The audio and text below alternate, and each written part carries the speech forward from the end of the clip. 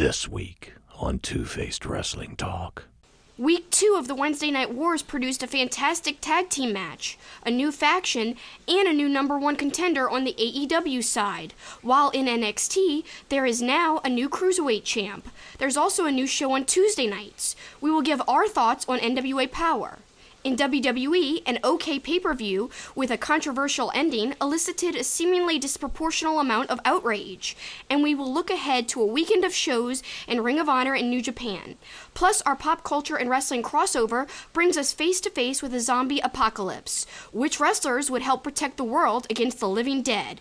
It's all next. Two-Faced Wrestling Talk, the podcast that goes beyond WWE and goes in depth on NJPW, AEW, ROH, PWG, and more. Also featuring fun pop culture and wrestling crossovers, listener Q&As, and extended discussions about wrestling topics past, present, and future. Now, here's your host, Kelsi. Hi, and welcome to Two-Faced Wrestling Talk. I'm joined, as usual, by my co-host, Paul. Took me a little off guard with that start, but yeah, I'm ready to go. Well, now we've got to plug our Patreons. You can join our Patreon at patreon.com/superkickinit. There's lots of great prizes. You can hear about Paul's sports adventures on there as well. So be sure to check it out if you're interested in some extra bonuses. Plus, there's all sorts of other bonuses. We've got good rewards on the higher levels, of course, as well. Kelsi's got her Kelsi Likes segment at the higher level, so definitely check that out. Also, make sure you rate us on iTunes and Google Play and all the places you get our podcast.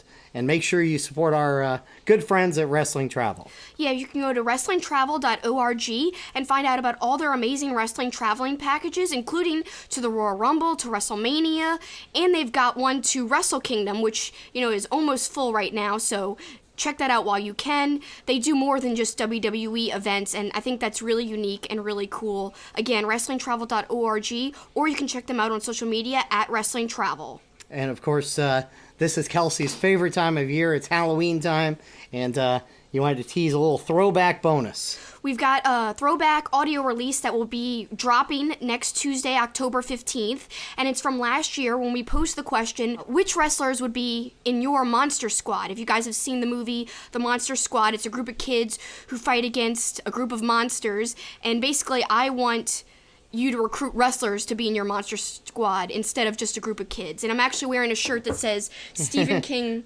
rules, and it's from the Monster Squad. And to show my obliviousness, I thought you were just wearing a homemade shirt this morning, so obviously I had not seen Monster Squad. Reminder to stay tuned to the second block where we will pose the question, which wrestlers would you want fighting by you when the zombie apocalypse happens? And Benji has a great answer involving Lacey Evans. Stay with us in the second segment, but now it's time to give our opinions on the latest wrestling shows, news, and developments. It's time for headlines. And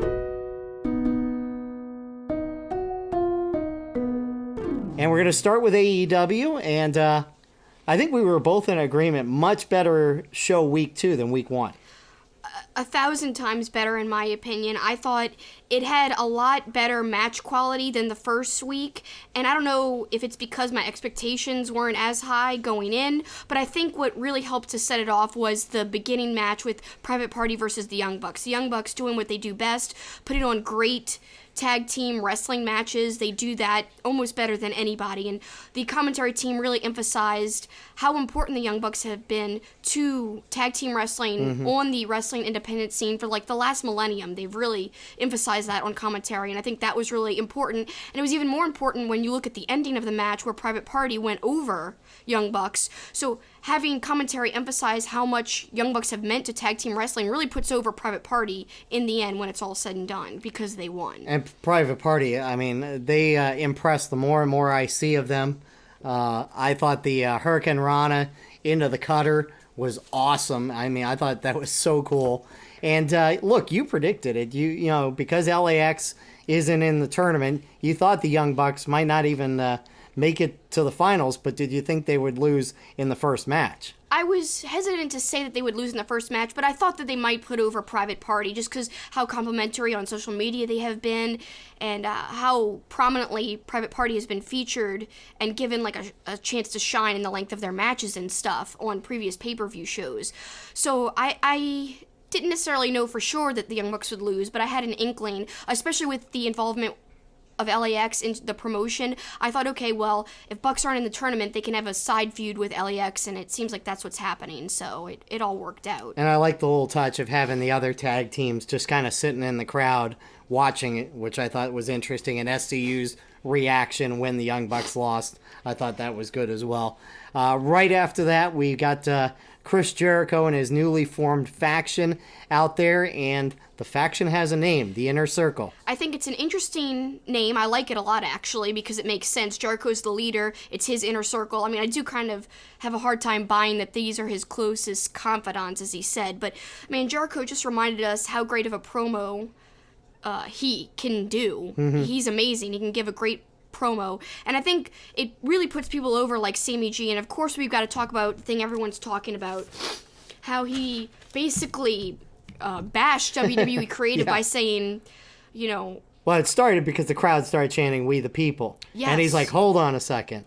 We the People sucks, and it's dead and buried. It was a stupid idea from bad creative, and all that's gone. So he basically squashed the chant because they didn't want that taking over. Yeah. They're trying to build up Hager as like a legitimate threat, like a physical guy, an MMA guy, a big beastly guy you should worry about. Right. So We the People doesn't really lend itself to that. So I'm glad kind of Jericho squashed that, but some people aren't happy with the whole bashing WWE that they seem to keep doing, but I think it was all in character and it kind of worked for what he had to do. Well, he had to squash those chants. Well, and look, I don't agree with him. I actually thought the whole We the People thing was a good gimmick in WWE, but I love the way Jericho did squash it. I thought it was interesting to see him kind of shut it down. We'll see if that crowd persists in saying We the People, but hopefully with Jericho kind of shutting it down, that'll be the end of hearing We the People.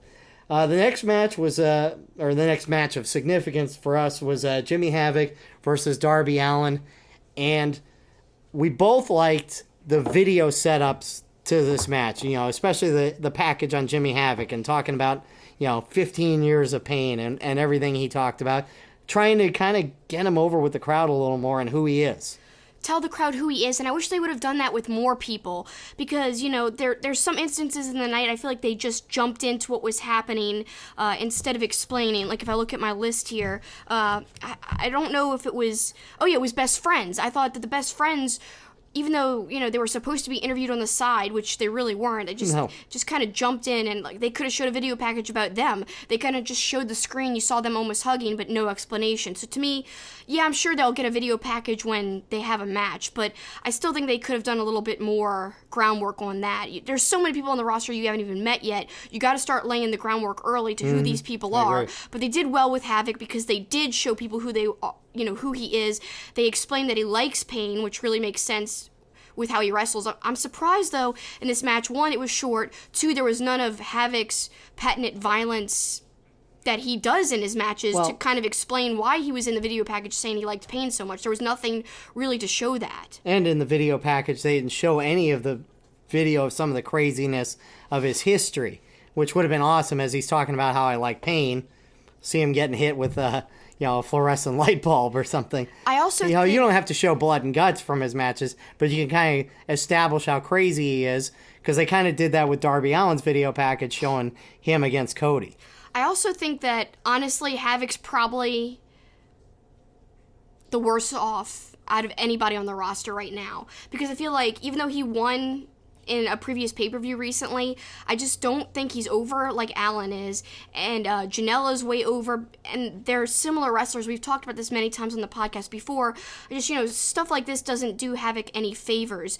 Yeah, you introduce the crowd to him, but, if I was a new person seeing that match, I don't know if I'd care about Havoc and think he was very cool at all. Well, and if they're not going to let Jimmy Havoc do what he does on broadcast television, then it's almost better for him to be relegated to that AEW Dark show where they're going to do some more of the stuff that maybe they can't do on broadcast television. Yeah, and coming up next week on AEW Dark, they're going to have Janela and Omega in like an unsanctioned lights out match. I mean, that's pretty darn cool. I heard it was great. There was like a few clips online that looked brutal. So yeah, maybe that is the place for Havoc for a little while. Maybe he can get over that way. But I don't know if casuals are going to be seeking out the YouTube show. I think people who are already invested and already know about the people are looking at AEW Dark, but only time will tell. Moxley and Spears, I thought that was a decent match. I loved Pac on commentary. I thought he was great. I thought he was wonderful, talking about, why am I here sitting with you goons? You know, I've got a great record. I should be challenging for the AEW title. I should be getting like a chance to face Jericho, not these guys. So I liked how he emphasized that. He's a great talker. People forget that. He's a wonderful heel. Well, he really shined on commentary, unlike Britt Baker last week. Yeah, well. So he really made use of the time he had because, you know, he wasn't on TV in terms of wrestling. It's funny. I must be in a Halloween state of mind because I thought he called. I thought he said I was sitting up here with you ghouls. I think he said goons. That's funny. I heard ghouls. So that's pretty damn funny. I guess I am in a Halloween state of mind. The end of the show, you had Guevara and Jericho against Page and Rhodes. I think more significant was the end of the match and all the interference, and MJF comes in and what's he gonna do kind of thing, and you're not sure what they did with him being a good guy and saving Cody was the way to go. Yeah, I mean, I'm really confused at what they're doing with MJF. On BTE, you know, they make it seem like he's playing the long game, like he's going to betray Cody, and that will be great. But people tuning in don't know that. So people tuning in brand new, they see last week him cutting a heel promo against Brandon Cutler, making fun of nerds. And then this week, they see him coming to the rescue of the company's biggest babyface. So to me, it's very conflicting for people who don't understand the BTE storyline, who aren't following that. New people, if I was somebody tuning in, I'd be like, isn't this guy a heel? Why is he helping Cody and not the heel faction, the inner circle? So yeah, it could become very confusing if somebody doesn't know the whole backstory. And you know, I really didn't think about it until my friend Warren, at Mr. Warren Hayes, said, how is MJF a heel though? And once he tweeted that, I was like, oh my god, he's right. I don't know. But I gotta say, the inner circle, going back to that, they sure do look really cool all together. I think it's a cool looking faction, cool name. I'm excited to see what they're gonna do. I hope it's gonna get Sammy Guevara over a little more too, because we've said it feels like every week on the podcast. That's a guy that really needs a push because he is amazing. Show ends with Darby Allin skating down the ramp.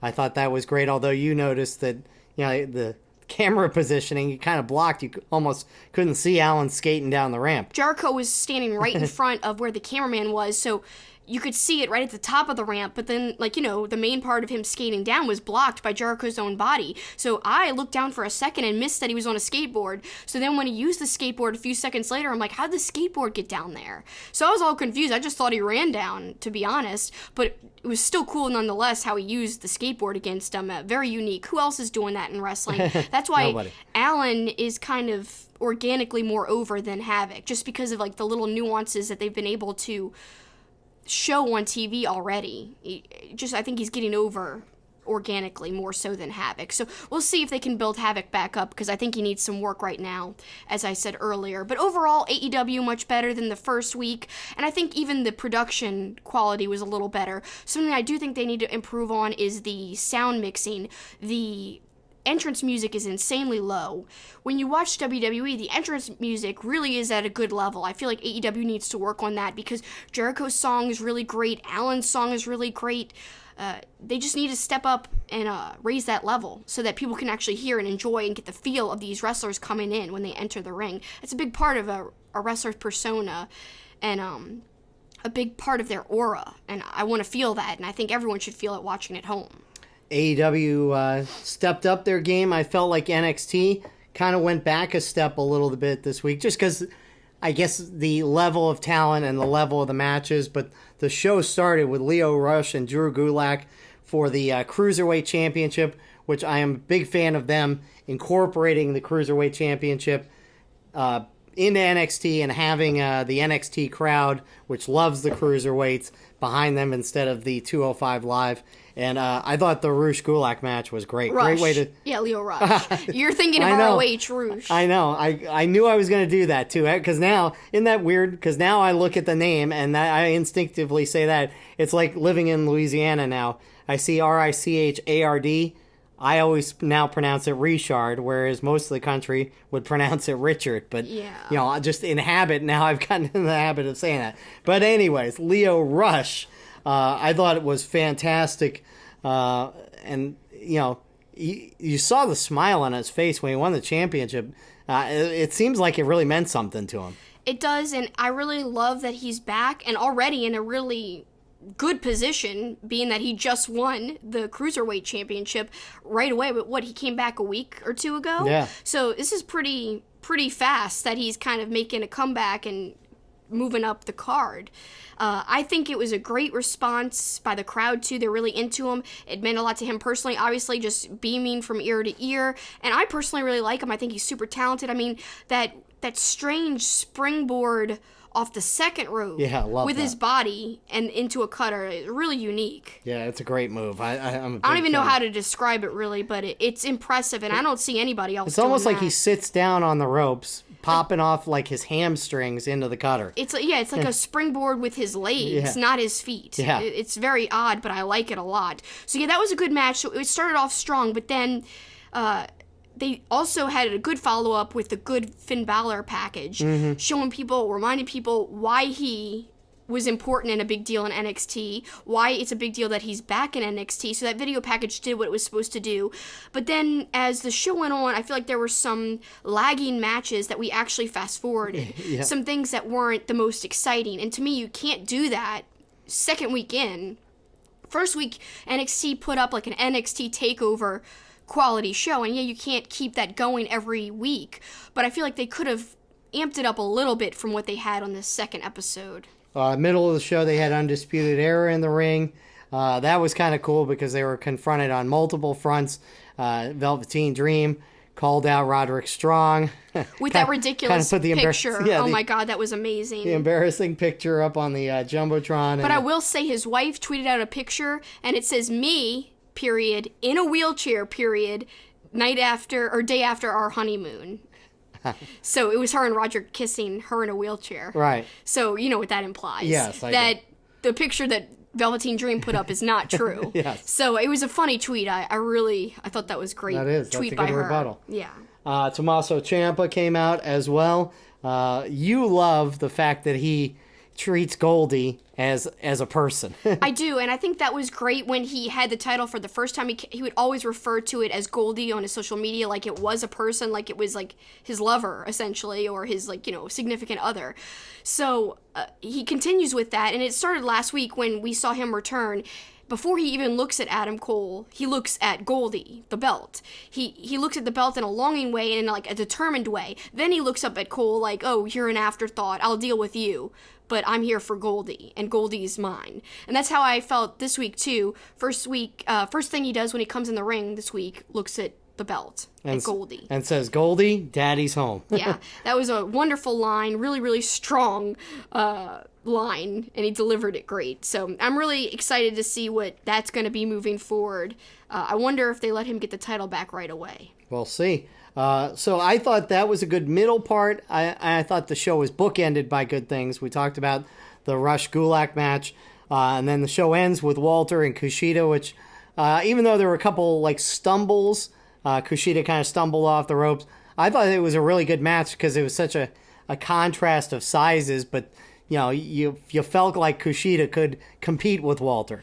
Yeah, I thought they did really well with the size difference. I mean, that could be a hard match to orchestrate when you think about how you should book it. It was well done, and you did believe that Kushida could win at some points, especially because he uses a submission, with the hoverboard lock. So there was a chance. When you use a submission, there's always a chance to defeat the bigger person in the match. But of course, Walter retained, and I think he should retain, but at the same time, it's like, it was a fun match, but I don't know, Kushida shouldn't be losing in but it was good to have such a prominent match, and he did, go toe-to-toe with him. So Yeah. I liked it overall. I really enjoyed that match quite a bit. And on paper, that was the match I was looking forward to most out of the whole show, of what they announced before it took place. And then, of course, we have to mention that we are going to get a Pete Dunne versus Damien Priest. But again, I feel like both of these guys can't really afford to lose. So yeah, they're building that up for the future. And also they're promoting that they're going to have Keith Lee and Dijakovic again. And that should be really good. And I do anticipate that being longer than their previous 2 matches. Or has it been 3? This will be the rubber match, yeah. Yeah, so I do anticipate this one to be longer, but I'm surprised they're not making it on a takeover. But I guess they have to have strong matches if they're going to try to compete ratings-wise with AEW. So I guess that's why they're stacking these good matches up and not saving them for takeover. But that's just speculation. So Lee Dijakovic, Priest, Dunn, and Tommaso Ciampa in action next week, but you also wanted to go back to last week. Yeah, don't forget, last week we had a poll about which show did you guys watch live, AEW or NXT. And again, this was during the first week, the first episodes that aired. So I said, did you watch one live and the other on DVR or later on? If so, please specify which. So the final results are in, and 48% of 1,077 votes said they only watched AEW. Then 9% of 1,077 said only NXT. 25% said they watched one live and DVR'd the other. And then 18% said they flipped between the 2 channels, or watched 2 at the same time, essentially. So Raj from our old website, Wrestling Inc., at RajGiri_303, was tweeting out about the numbers this week. And I don't really place that much emphasis on ratings, but I was interested to see how much of a drop-off happened this week. So Raj says the AEW replay did 363,000 viewers per PW Torch, for a total on Wednesday of 1.503 million viewers, down 18% from 1.832 million last week. With the replay, it beat NXT by 90%. Raw beat AEW by 36%. And then he goes on to say some bad news in the NXT numbers. When it debuted on 9/18, it was number 4 for the night in the 18 to 49 demo with a .43 overall audience of 1.18 million. This week, it was all the way down to number 27 in the demo with a .22 overall audience, 790K. Then Glenn at Glenn Rubenstein said, one thing to consider with any TV ratings story is that the period of peak wrestling is already inducing audience fatigue. We're also at an interesting time where AEW is establishing its storytelling and WWE is high profile resetting theirs. NXT is also adjusting to 2 hours. The ratings 6 to 12 months from now will matter much more and will be determined based on what each pro wrestling brand becomes with its long-term booking and storytelling. There's a lot of interest/curiosity right now, but it's not about sustaining it. It's about building on it. I like Glenn's take there. So yes, we can talk numbers all day, but until more time elapses, it really is kind of hit or miss, meaningless. And important to note, the baseball game was last night too. Yeah, but I don't know if that affected things very much. I think if the NXT numbers continue to trend downward, it may end up back on the WWE network, because USA is not going to want to give away their primetime position for low ratings like that. So it'll be interesting to see. There's got to be a TV deal in place to where they have an amount of time. Yeah, but it's with NBC Universal, so who knows where it could end up. But not good. Not good for NXT right now, I don't think, when I look at the ratings from a TV perspective. WWE Hell in a Cell. I have to set the stage on this a little bit. We watched it later in the evening after football, and was hearing about all this vitriol of the fans demanding a refund. A friend of ours, Trace, said, a friend of his said, I can't wait to hear your friends talk about the pay-per-view. They're going to kill it. So I am just expecting a complete train wreck. I thought, okay, well, they only had 4 matches on the card. Maybe they threw in a bunch of garbage in between. I didn't know what to expect, but I was expecting a lot worse. So that was how I went into the pay-per-view, kind of expecting some complete train wreck. And then right out of the box, Sasha and Becky put on a great Hell in a Cell match with some really unique spots. I enjoyed their match. That was probably match of the night for me. But then when it came to the main event, because I knew the problem was with the main event, from what we had been hearing. So I just kept wondering, what could it be? What could be so atrocious that people are demanding refunds, people are saying they're done? And then when it got to the point, I was just like, yeah, it sucks, but it's really nothing new in terms of WWE has had confusing booking, annoying finishes, nonsensical finishes. This is nothing over the top new. Right. It was not like this egregious thing. Yes, it was the wrong decision, but for people to be I mean, when the fans were chanting restart the match, I agree. It was like a 2-minute match or something. Yeah. I was anticipating 2-minute match, ridiculous finish, and it was a ridiculous finish, but the match was decent leading up until the finish. And like you mentioned, there was a great Sasha Becky match and also a great Charlotte Bayley match. Plus the Kabuki Warriors beating Bliss and Cross, with the Kabuki Warriors kind of turning heel with the use of the mist. And Cable getting the surprise win on Corbin. That was cool too. Yeah. No, I mean, even the Orton Ali, I mean, even though there was nothing of consequence, it wasn't just garbage. So was it a great pay-per-view? No, but I'm not saying it was the best or most enjoyable, but for the reaction, I was expecting like this, like I said, a train wreck, and it wasn't that. Yeah, I was prepping for the worst, and it really wasn't as bad as I thought. I was like, was it because of the color of the match? Because the match was shot in red. At first I was like, is it because they can't see? But then as the match went on, I was like, no, they're not chanting we can't see. And then as it goes on and on, I'm like, what could it be? And then the end, I guess, explained it. But again, it was just way bigger of a reaction than I thought. Yeah, and the Twitter reaction at Music4Listeners, for example, said, I canceled my WWE subscription. Last night was the final straw for me. I just can't take it anymore. AEW going, or all the way going forward. So I don't know. I think that's an overreaction, but I respect people's opinions. And if they want to dump the WWE network, so be it. I think people are just tired of the same old, and their concerns not being heard, and WWE not changing things up, I guess. So I understand being frustrated, but well, like I didn't think the pay-per-view was that bad. I've seen worse pay-per-views. Well, like you and I said, I'm more frustrated as we turn the page to Raw with this Lana Lashley Rusev storyline. To me, I would have chanted refund if I was at that show and I saw that storyline playing out. And a lot of people are defending it, saying, well, it's just like we said last week, Matt Hardy and Lita, and Edge and Lita,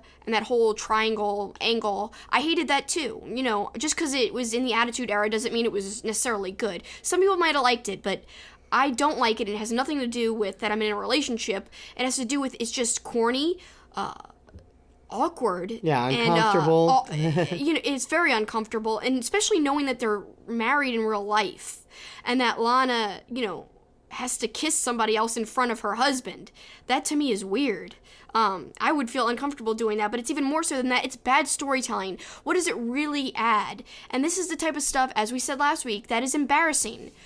When you've got mainstream media looking at a story like this, and you're supposed to be promoting wrestling as something cool, this is not cool. That is not cool. No, and I tried to step back from, all right, if I was a single guy, wasn't in a relationship, you know, would I view this differently? And I thought back to the example you gave. I wasn't that into the Edge Lita Matt Hardy angle either. I guess while I care about stories to an extent, I have said a million times I'm more interested in exciting, fun matches. Yeah. You know, I'm excited about like what Young Bucks and I almost said Street Profits. I almost said it. Private Party, what they did to start AEW, or Kushida and Walter in NXT. There's no gimmicks or stupidness. It's just great wrestling. You can have stories that are good in the ring and out of the ring. Like we'll talk about in a little while. You can cut a promo that's interesting that has nothing to do with a love angle. Yeah. You know, and Lana cut a ton of great promos when she was a heel valet. Yeah. When she was a heel manager. She didn't have to do this whole love angle. She was just like, Rusev is here, I'm his manager, and we're going to crush all of you. Right. Rusev crush. It was simple but effective, and it had nothing to do with love, and she was still utilized. So, you can't make the excuse of, it's getting her involved, it's giving them something to do. But think of how much better things out there they can do. The whole thing is just, it's not fun. I don't like it. And then you turn around and see a great match like Natalya and Lacey Evans and and their great match that went all over the ring, which was probably the best match in Raw. It shows what you can do with the ladies instead of ridiculous story angles. Just have them wrestle great wrestling matches. Yeah. What did you think about, or what do you think about this trend by WWE of kind of incorporating non-wrestlers into storylines? They did it with Brock Lesnar. They're clearly doing it with Braun Strowman. Do you like them going outside of WWE here? To me, it's like you've got such a deep roster and you're not utilizing them. I agree with that. I liked it when people like Ronda Rousey were involved back at WrestleMania when she wasn't a part of the roster. When was that, California? Mm-hmm. That WrestleMania, I actually enjoyed that, and of course she had nothing to do with wrestling, but she was a well-known wrestling fan. She appreciated wrestling at that point, and people knew that. It was kind of like a well-known thing. So that's a little bit different of a situation, but as you said, there's a lot of other people that could be feuding with these people. I just don't understand why. It's kind of like taking up too much main roster time to do that type of storytelling right now. Seems like it. Finally, do you look forward to the draft when they do this angle? I used to really like the draft, and if it truly is no jumping back and forth, I might actually be intrigued to see who goes where, especially because I think I want to see who I know they value certain people highly, or at least I think they do. They've got, they favor some people. Mm-hmm. I want to see if they're going to put them on USA or Fox. Right. To me, that shows which show they're caring more about. So that really intrigues me more than anything. Like, Roman Reigns, is he going to stay on Raw, or is he going to go to Fox to entice more people to watch SmackDown? And also, he's been doing a lot of the promotion on Fox. So I'm just intrigued to see where they put the people that they push really hard. Where are they going to place them? And even though they are doing the separate shows, we know they're going to show up on each other's shows because every year going up to Survivor Series, they do this angle of invasions. No, I mean every week. Yeah, no, I know. I'm just saying, these people are still going to appear, but hopefully they make them distinctive or distinctly different shows. WWE's not the best, but there's always some positives to find in anything. That goes for AEW, WWE, any promotion really. You could have a terrible show, a one-star show, and I'm sure there's still a great part of the show that you can say something positive about. So yeah, everyone's like, oh, we're done with WWE, but there's still some gems in there, some good points, some highlights every now and then. Let's turn the page to the debut of NWA Powerrr.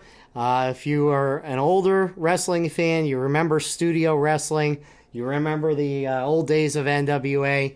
Our good friend Dave said about NWA Powerrr is for wrestling fans who really like Super 8 and Stranger Things, and it really was kind of a throwback in the way they presented things. I gotta say, that intro for the show might be my favorite, one of my favorite things in all of wrestling right now, and I did tweet that out, and I do mean that sincerely. I really like the look and feel of the intro, and of course I didn't watch studio wrestling live back in the day. In the 80s, I wasn't alive. Right. So it's not that I have this nostalgia for it. I do like 80s things, I like Stranger Things, like Dave mentioned, but I just think the look is so distinctly different from everything else. Mm-hmm. And that's what really appealed the most to me about NWA Powerrr, even more than the matches. I think the look and feel and the promo quality. Like Aldis, for over a year, because we do cover NWA, and we have been covering them sporadically for over a year now, and we've been saying for a long time,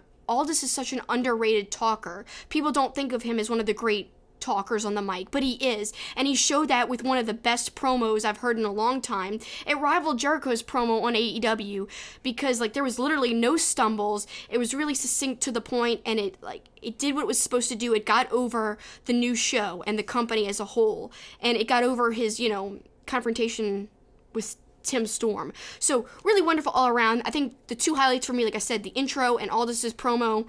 The matches, I will admit, just like you'll probably admit, studio wrestling isn't my favorite thing in terms of, they're not really doing a lot of high flying. It's ground and pound. It's back to a simpler time of wrestling, an old school feel. I loved, like you did, the intro, rocking a little Dawkins into the fire. The promos were great.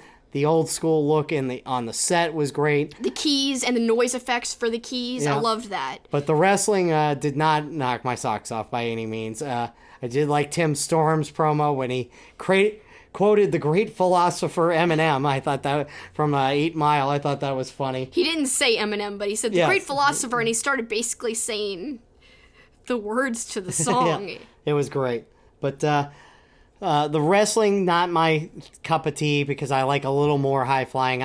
You can mix in some ground and pound, but I've got to have a little more. So we'll keep watching it, obviously, because if for nothing else, I love the old school straight ahead promos. I love the promo style. Like, that's one of the best parts about it, and I'll look forward to seeing what kind of promos are cut every week. But there might be some weeks where we don't watch, but we'll see. We'll keep up with it as best as we can. But I do want to remind everybody, we haven't talked PWG in a while. You know, everyone's kind of on this NWA train because the show is so good. So a lot of people are discovering it and deciding to talk about it more often. And I think that's great because they deserve a lot of eyes on them. But something that I don't think a lot of people talk about it a lot at all is PWG. But we have been talking about it on and off for a good deal of months now, and that's not going away. I just want to highlight that we will continue our PWG Rewind segments, especially next month once the Halloween season is over and we're done with our thematic pop and wrestling stuff. We're going to go back. I just ordered a new batch of PWG DVDs, a whole bunch of them. Very excited to get them in the mail, and we'll be talking about that because if you love AEW, PWG, as I've said before on this podcast, is like the little seed planted in the ground that AEW turned into. A lot of these guys who wrestle with AEW wrestled in PWG. Even guys in NXT wrestled in PWG. And they had some of the most unrestricted, crazy matches in PWG. You see a match on AEW television, and think of that times 10, and that's a PWG match. And the thing is, I think part of the reason why I was disappointed last week on AEW's episode, I was struggling to find the words to describe how I felt or why I felt underwhelmed. But I think I understand now. I was randomly thinking about it this week. I think that I was expecting it to be more PWG-like in match quality. When you watch PWG, right away, it feels different in terms of match quality. And AEW did feel better than Raw last week. It just didn't feel like PWG, and that's what I was expecting going in. This week, I felt like their match quality was way higher, especially with the tag team tournament match that really highlighted tag team wrestling, which I think will be a very special, unique part of AEW that sets them apart. So more uniqueness from AEW this week, but just wanted to say PWG ain't never going away if it's up to me. Let's switch to Ring of Honor. They've got a show, ironically, here in New Orleans that neither of us will be attending because I'll be in Jacksonville covering the Saints-Jaguars game. You'll be working on Saturday, but it is Glory by Honor, and we'll have the two semifinals of the number one contenders tournament, PCO versus Dalton Castle, and Marty Scurll versus Jay Lethal. Looking forward to both of those. If Marty and PCO go forward, they could face each other, and I think that's pretty darn cool. That would be really unique, but I don't know if they're going to do that, because, I don't know, stablemates going against each other, but I think that would be kind of the most intriguing thing to do. I agree. Also intriguing for us in particular, the Briscoes are going to go against guys from our local promotion. Of course, Luke Hawx is well known nationally, but his son PJ, they're going to tag and take on the Briscoes. That'll be fun for them to be able to perform in front of a big crowd. And against the Briscoes. Yeah. I mean, that's awesome. I'm really excited for Luke and PJ. You know, we try to support Wildcat when we can, but a lot of times we're working, so we can't go to the shows, but including this ROH show we can't go to, funnily enough, either. But I can't wait to watch it later when we get a chance, because that should be amazing. There's also a 15-man battle royal with the winner facing Roosh, not Rush. Yes, Roosh this time. At the end of the show. And Angelina Love versus Kelly Klein, the rematch. So we'll see what happens with that. And then Monday morning, Sunday night, however you want to look at it, New Japan has a huge show, King of Pro Wrestling.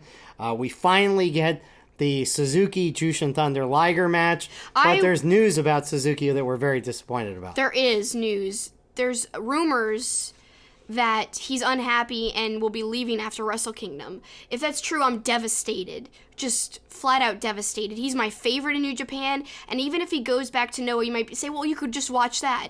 Yeah, but I can't add another promotion to our list of promotions we're watching.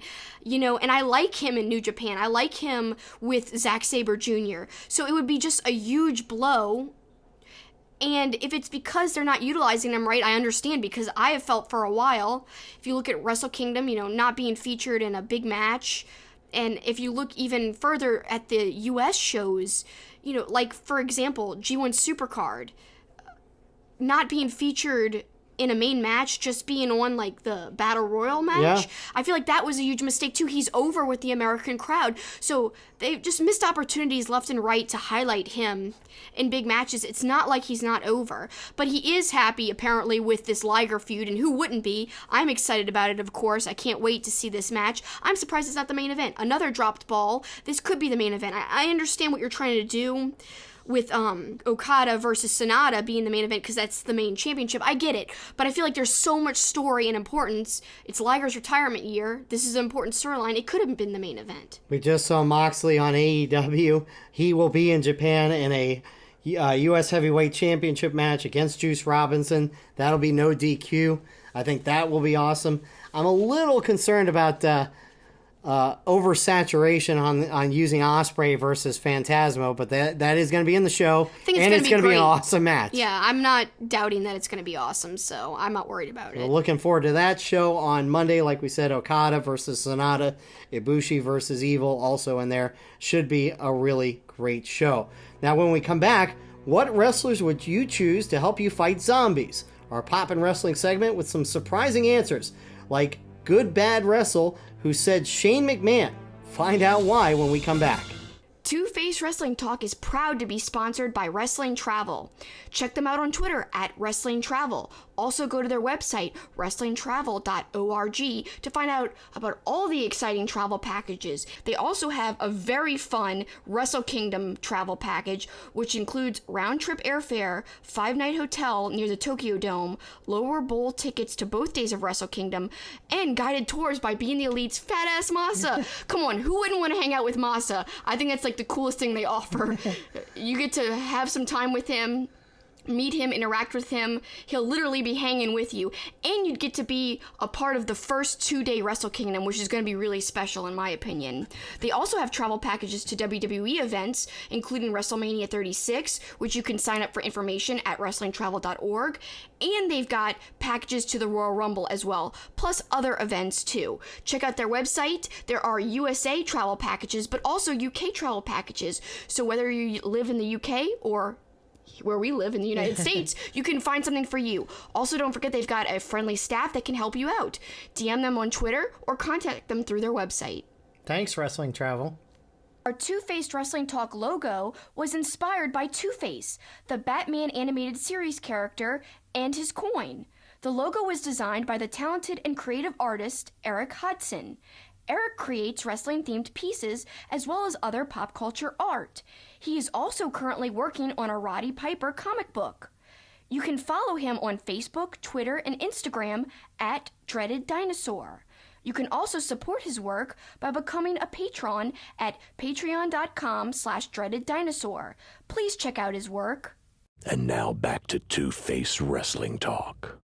So we all know that Halloween time is Kelsi's favorite time of year, and we try to do something Halloween related every week of October. And this week you asked the question, which was? It was, which wrestler or wrestlers would you choose to fight on your side against the living dead in a zombie apocalypse, and why? And I really love the reasoning behind some of the answers that people gave. That's always the most exciting and creative parts of these little Poppin' Wrestling connections, so we got some good ones. This one from @Kristen Ashley, which I like even her avatars. She's got a little pumpkin and a ghost, so she's all about Halloween too. She says the easiest answer is @Moth from the Flats. And if you're not familiar with her, you can go to that Twitter. Also goes by Session Moth Martina. Then you might as well party if you're going down, she says. @PCH Nilbog, PCO, he's not human.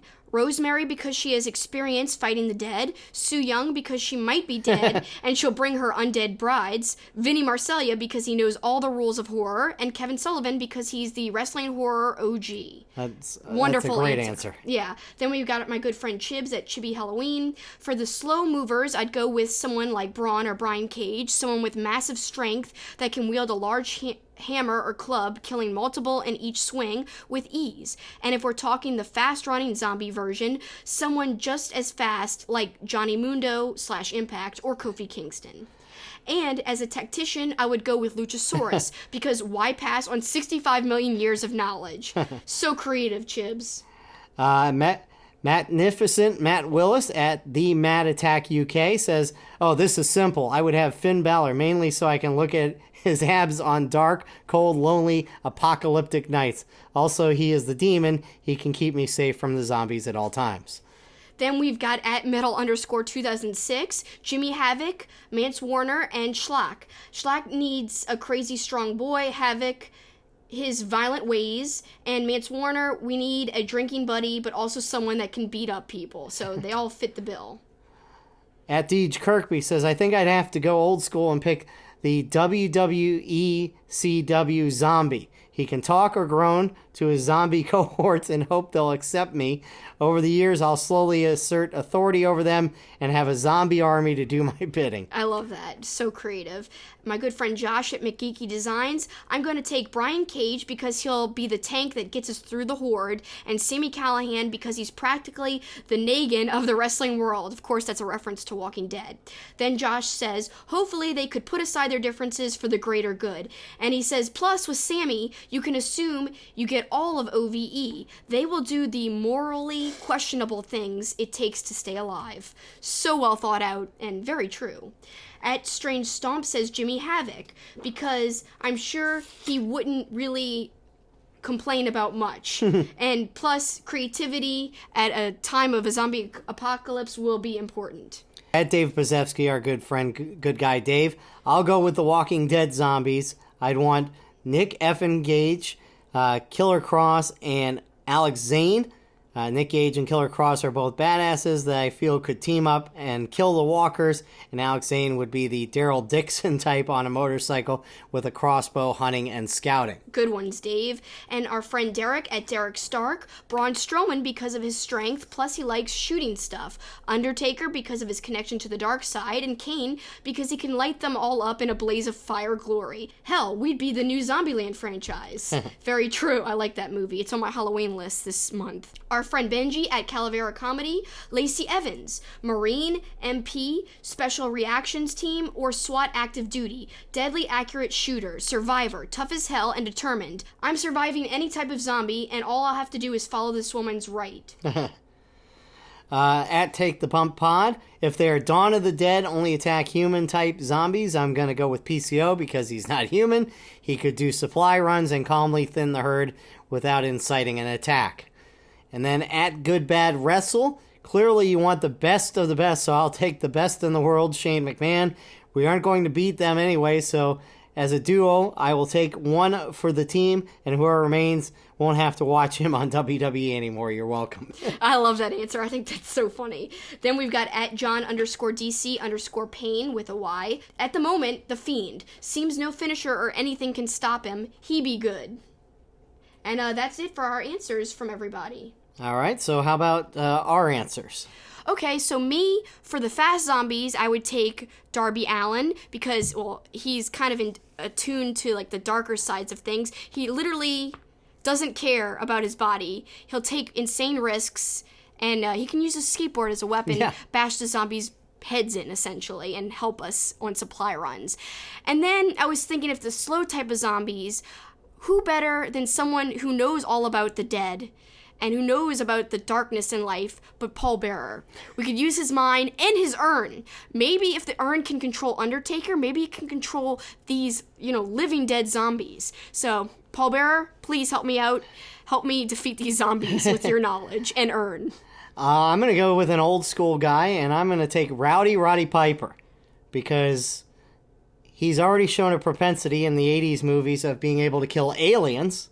So zombies should be no problem. I think that would work. I've come here to chew bubblegum and kill zombies, and I'm all out of bubblegum. That would work. That's a very good choice. All right, it's time to wrap up the show and give your tweet of the week. Yeah, there's a good amount of tweets that I had saved this week to choose between. It's always difficult picking one out. I think one of my favorite tweets is about promos, and it's from Dave Meltzer at Dave Meltzer WON. Between Aldis last night and Jericho tonight and Okada on Monday, the difference between scripted and unscripted promos is like the difference from the Earth to Uranus. So I really like that because it really emphasizes how good an unscripted promo can be. And I really, really agree with that. And then I do want to shout out this tweet that's not really 100% wrestling related. Somebody tweeted the SmackDown Open, the new SmackDown Open, and they put the All That theme song over it. Of course, we're talking about the Nickelodeon sketch show where Kenan Thompson came from, essentially, and all kinds of great people like Kel as well. It was one of my favorite shows growing up, and they put that theme song over the SmackDown intro, and it somehow went with it perfectly. You guys gotta look up this tweet. At Be My Bailey tweeted it not that long ago, about a day or so ago, if you're listening to us on Friday. Check it out. It's hilarious, and it fits perfectly. So that's my runner-up. Good stuff. We want to remind you next week we'll continue the Halloween-themed stuff as we'll look back at WCW's Halloween Havoc. Yeah, and I want to rate the sets, kind of, the stages, and I also want to go through some of the best Halloween Havoc matches. We'll take a look at that. Quick looks, you know. But it's still going to be in the theme of this Halloween month. And we'll, of course, be talking AEW, NXT. Of course, we'll have the Ring of Honor show and the New Japan show over the weekend that we'll be talking about, and interested to see how those go. But before we go, we want to thank our Patreons, Jason Spann at Psycho Nigeri, Randy with 7 O's and a 1. John at Big Paws on a Pup, Ant at Smark to Death, of course, our good friend, Charles Fitzpatrick, who we don't have his Twitter account, but we still thank you anyway, Nigel at Nacho Coal Mine, and Graham at MGB Wrestling Pod. Thanks, Graham and Mason, and of course, finally, Alex. Thank you all. Thanks for your support. We appreciate it, and we hope you'll follow us along next week for another exciting show. Yeah, can't wait to keep talking Halloween spooky stuff. That's what I'm looking forward to the most out of all of our podcasts this month. So that's it for us this week. Until next time, that's it. That's the finish.